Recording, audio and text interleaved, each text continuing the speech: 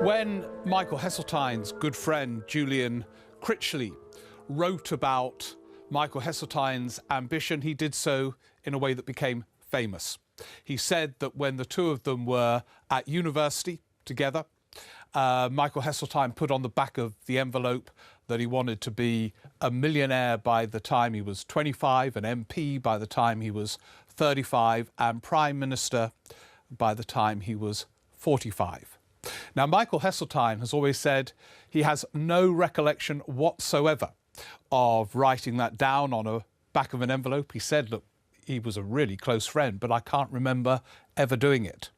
But the fact that that anecdote survived, was recounted, repeated many times during Michael Heseltine's career, showed that he was viewed throughout, partly through the prism of intense ambition, and that ambition was boundless. He wanted to be Prime Minister, and he unquestionably qualifies for a Prime Minister we've never had for lots of reasons. He had some of the qualifications, and there were moments where it appeared, at least, that he had the opportunity, perhaps, to have become Prime Minister. He was, as we will reflect in a moment, a long-serving cabinet minister under Margaret Thatcher, and then became one subsequently under John Major. He became, and it's a difficult role to pull off, a leader in waiting when he flounced out of the cabinet under Margaret Thatcher in January 1986. It was a moment of vivid political drama. It's hard to remember now quite how intense those few days were. He flounced out over a dispute of who should get a contract for Westland helicopters. It seemed arcane at the time, but in some ways it has echoes to this very day. Whether it should go to the Europeans, as Michael Heseltine wanted, or the Americans, as Margaret Thatcher wanted. Anyway, it wasn't just the substance. He thought she behaved deceitfully, and in the middle of a cabinet meeting, he walked out. And even then, in a truly theatrical dimension, Margaret Thatcher, who was chairing the meeting, wasn't entirely sure what had happened, whether he'd just popped to the loo or had left the cabinet.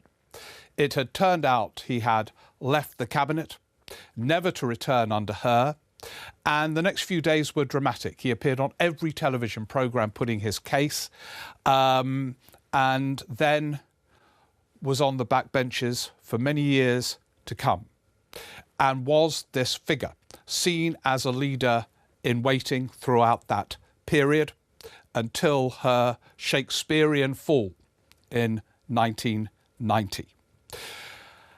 So there's no question that he had the status as a potential Prime Minister for much of his career, actually. He was seen in that light.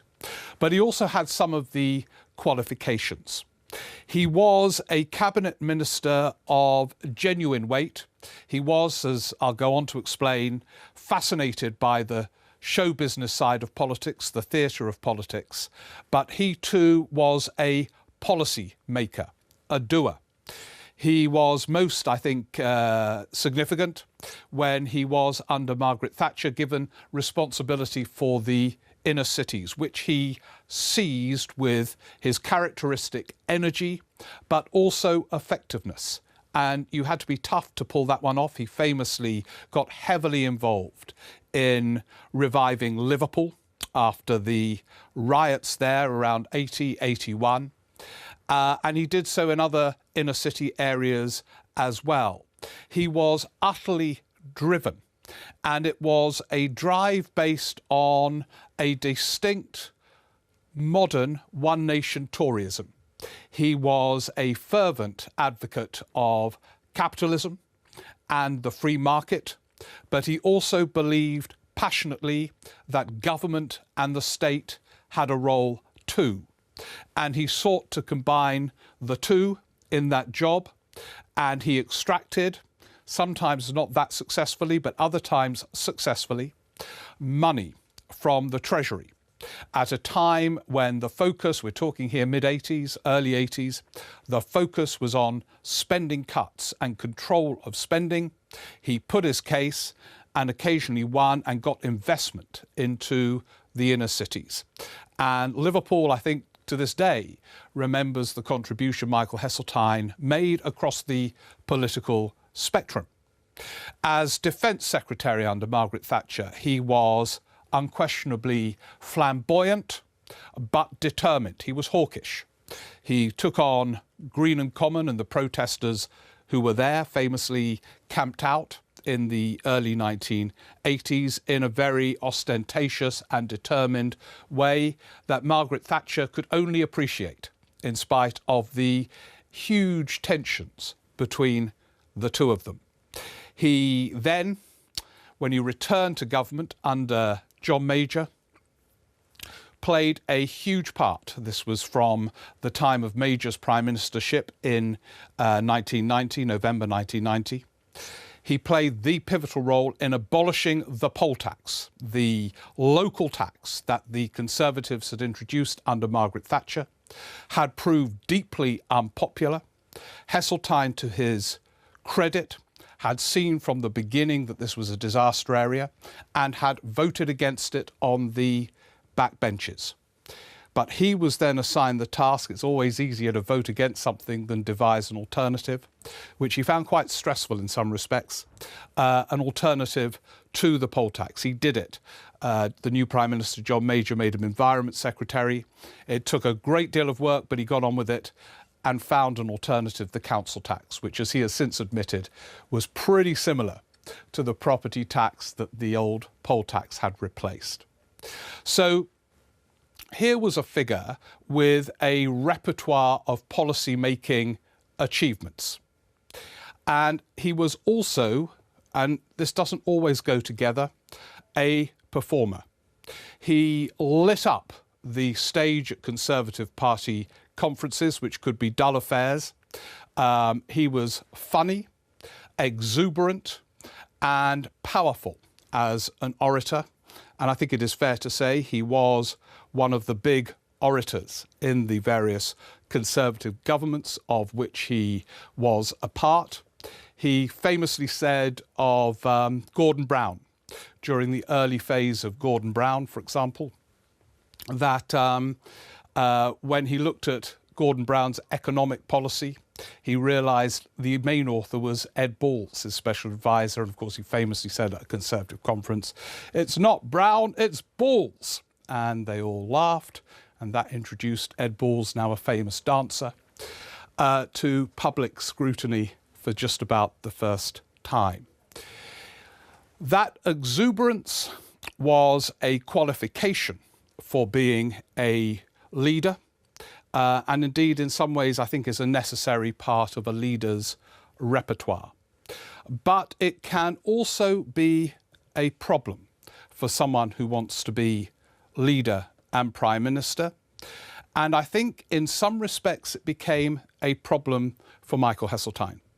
He was both exuberant on stage, but quite shy and reserved off the political stage. Some saw him as aloof, but I think it was as much shyness as anything else. He didn't go out of his way to cultivate followers in the House of Commons, as some less shy, more kind of privately exuberant politicians do. And he could be reserved when he met journalists over a lunch. There wasn't the same exuberance as there was on the stage. And that exuberance gave him a fame which in some respects was quite dangerous. He acquired a reputation of being someone who was so ambitious that he couldn't be entirely trusted. There was one famous occasion in the 1970s when the Conservatives were in opposition, when Michael Heseltine, furious at some left-wing Labour MPs singing the red flag, grabbed the mace in the House of Commons and wielded it dramatically above his head. I think that was one of the reasons he got the nickname Tarzan. The House of Commons wasn't televised then, probably fortunately for Michael Heseltine, because although it shows a commitment to politics and anger and genuine, authentic passion, the image probably wouldn't have helped him if it was repeated on TV screens around the clock from that moment on. It's not recorded. But that flamboyance made some in his own party wary of him. It's interesting because in the end, of course, he did challenge Margaret Thatcher. But as he has reflected many times, although he found her in some ways deeply annoying, he never was disloyal to her in government. When he was in the cabinet, he never briefed against her in the way that some did. The so-called wets in her cabinet were privately disdainful. He tended to get on with his jobs and try to work with her. His analysis of her is interesting. He thought that she was, on one level, hopelessly superficial, basing policies and ideas on a kind of conversation she met with someone in the street when she was visiting a town to open a shop or something. And yet he recognised that she was capable, if she wanted to, be of some depth. And so he could see sort of two sides to her. But although he was deeply critical, he was loyal. She was intensely suspicious of him, not only when he was back on the back benches, waiting perhaps to pounce, but in the cabinet. And I think that suspicion was unfair. The other thing about Michael Heseltine is this, and I think it's one of the lessons of prime ministers we never had. If you are seen as a leader in waiting too long, the chances are you never become leader. I think we should, on one level at least, admire leaders in waiting who become leaders, because not many of them do. And when Michael Heseltine walked out from that cabinet in January 1986, I don't think he had calculated the degree to which that would impinge on his prime ministerial ambition. The fact is that almost by definition, when you are speaking from the back benches as a former cabinet minister who has walked out of a cabinet, you are doing so partly through the prism of a dissenter. You have challenged your leader very publicly. And so even though Michael Heseltine chose very carefully the policies on which he opposed the Thatcher government, the poll tax being the most famous, he was from that moment seen as a challenge to her. Nowhere was he seen anymore as a potential ally of Margaret Thatcher's, always a threat. And so, although he toured the constituencies, that famous rubber chicken circuit that some ex-ministers do, and wooed the constituents and so on, he was viewed by many of them in a more wary light. He was still a terrific television performer. He was still largely loyal to the Thatcher government, but viewed differently. And he waited and waited for his chance to return to the front line. Because although he had achieved his ambition to be a millionaire many times over in publishing, he recognised in a way that was impressive that being in the cabinet topped anything else in terms of what you could do to bring about change. And he wanted to be back. He framed a sentence around his view of Margaret Thatcher and leadership, which was evasively clever. Whenever questioned about whether he would challenge Margaret Thatcher, he said, "I cannot envisage the circumstances where I would do so." It gave him some wriggle room. And the moment came, that moment of extraordinary drama, which Michael Heseltine hadn't choreographed, but knew that he would have to join this extraordinary political dance at that moment.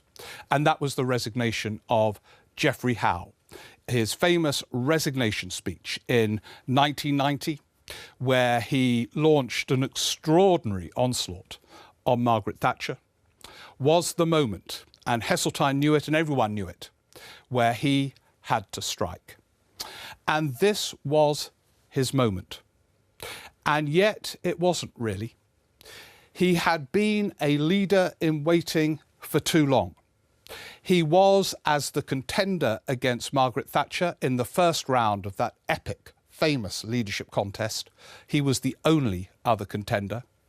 He was seen as the figure committing regicide by some loyal Thatcherites in the Parliamentary Party and beyond.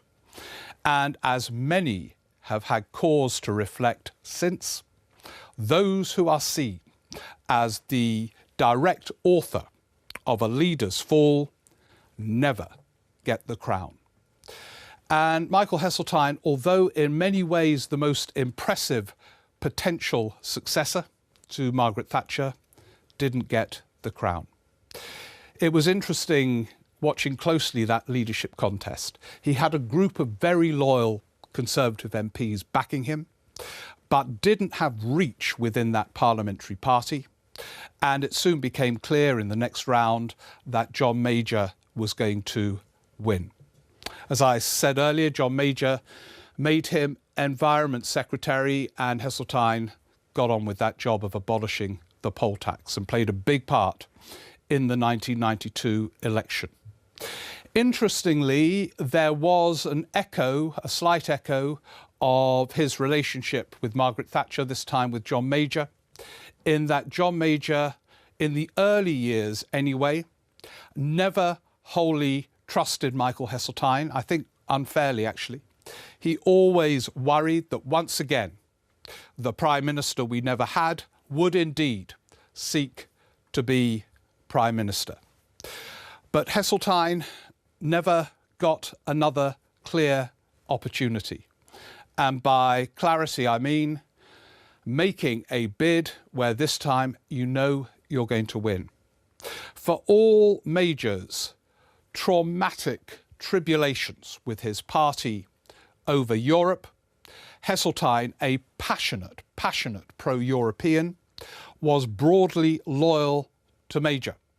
He knew that Major was trying in his own way to take on the Eurosceptics in his party. In the mid-1990s, it was the Maastricht Treaty that there was the focus of bitter internal Conservative divisions, and he backed John Major. He was very close to the then Chancellor Ken Clarke, and they talked often about how to make sure John Major stayed on a broadly pro-European path, even though there were so many pressures on Major to move in a different direction. So Major and Heseltine worked reasonably well together. There was famously, and this is another bizarre moment in the modern Conservative Party, when Major remained as Prime Minister, this was 1996, and stood down as leader of the Conservative Party to have a leadership contest. I suppose on one level that was Michael Heseltine's next chance to become Prime Minister, but wisely he didn't take it. He remained loyal to John Major. Only John Redwood from the Cabinet took the opportunity and lost. And I think Heseltine would have lost too. And it wouldn't have been at all clear what his argument against Major would have been, because he broadly supported Major in the key issue of the Conservative Party then, as it is now, Europe. So Major got the backing of Heseltine, and he made Heseltine Deputy Prime Minister. And Heseltine remained loyal to him.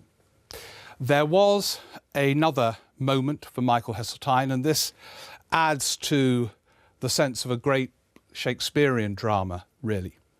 And that was when the Conservatives had been slaughtered in 1997. And fleetingly, Heseltine thought about standing for the leadership. It is ironic, given his ambition, that he actually only stood in that one contest after the fall of Margaret Thatcher. And the reason he didn't in 1997 was he consulted his doctor, who advised him not to. In part of this drama, in 1993, Michael Heseltine was in Venice and had a heart attack. There were photos of him very dramatically being carried into an ambulance, and he took time off from politics to recover. As it turned out, it was a relatively minor heart attack, but it shocked him. He had enjoyed great health, as he continued to do afterwards, but it was a real shock. And I think it jolted him in terms of his prime ministerial ambition too. Health became as much of a focus as politics. So in 1997, Michael Heseltine didn't take part in that leadership contest. There are many what-ifs in history, and most of them are not worth speculating about. But I think there is one worth briefly reflecting on in terms of Michael Heseltine. If, big if, but if he had won that leadership contest in November 1990, I think he was as passionate a pro-European as Ken Clarke, who used to lose leadership contests because of his passion for Europe. And I suspect that Michael Heseltine, in a much more direct way than John Major, would have taken on his Eurosceptics in the Conservative Party. Now, what the outcome of that would have been, no one can know, ever. But I think there would have been a resolution of sorts much earlier. Either Heseltine would realise his cause was doomed, and he therefore was doomed as the Tory Prime Minister, or he would have persuaded enough Eurosceptics in an era before Euroscepticism had fully hardened in the Conservative Party to follow him, and he would have had the powers of patronage and persuasion to try and take them on. It might have been a moment when the course of history could have gone in a very different way. As it is, Heseltine returned to the backbenches again after that long second period in government, but in an extraordinarily long career of public service. That was not it by any means. He would pop up during the William Hague leadership to put the case passionately for pro-European causes. And when Cameron and Osborne returned to government in the coalition, they brought Michael Heseltine back in. And Michael Heseltine got involved in various projects about improving the infrastructure and the role of what government can do in improving the economy and the inner cities and the regions and so on. And in doing so, he returned to one of his themes, that the state does have a role. It became almost one of his speeches and government-related documents in this period were almost a sort of modernising text for a one-nation Conservative Party. Passionate again in defence of markets, passionate in defence of capitalism. He would be the first to say he was a great beneficiary of capitalism personally, but also in an era where Thatcherism still had a big spell over parts of the Conservative Party, the case for government. And he found that role fulfilling and continued in that role until he was sacked by Theresa May for putting a different case to the government in relation to the European Union. He hadn't met Theresa May, but got a message that he was no longer required. And so he retired more, although he's still passionately involved in Europe, to his gardens and his trees, which he says is what he'll be remembered for. He's got a near forest of trees in his house, which has been cultivated over the years. Another example, not like some of our other prime ministers we've never had who immersed themselves in literature and the arts, he did in his garden, a source of great pride. But I think there are lessons here. In a way, being on the backbenches as a former cabinet minister with great charisma and public profile is very much a double-edged sword. It means that you do, whenever you speak, get media attention. And Michael Heseltine has always enjoyed immense media attention. But there is something about that focus and the context in which the focus takes place, which to some extent makes it less likely that you're ever ultimately going to get the crown. There was a very vivid moment in Michael Heseltine's final years in the John Major government. I mentioned earlier that Major made him Deputy Prime Minister, which is the closest he ever got, Michael Heseltine, to that ambition of being in number 10 as Prime Minister. And that meant when John Major was abroad, Michael Heseltine would stand in for him at Prime Minister's question time. And I remember the first time he stood in for Major at the dispatch box for that big moment of the week for Prime Minister's questions. And I was in the press gallery when he made his debut in that role. And I looked down and to my surprise, I saw his hands shaking for much of the half an hour when he was opposing Tony Blair, I assume it must have been at the time. His hands were shaking. He was, I think, both nervous, this great performer, found it daunting being at the dispatch box at Prime Minister's questions. But I also think he was very, very conscious, and I've heard him reflect on this since, that he had almost got there. Here he was as answering at the dispatch box for Prime Minister's questions, but he wasn't quite Prime Minister. He was Deputy Prime Minister standing in. And I think the moment got to him. I think he could be sensitive, acutely aware of context and situation. Perhaps that partly explains the political shyness that accompanied the flamboyance. But one way and another, that was the closest Michael Heseltine got to his ambition. He can look back at a career packed with moments of theatre, packed with policy-making initiatives of real substance. But he can never look back and say, if he did write that on an envelope, that he pulled off the last bit of becoming Prime Minister.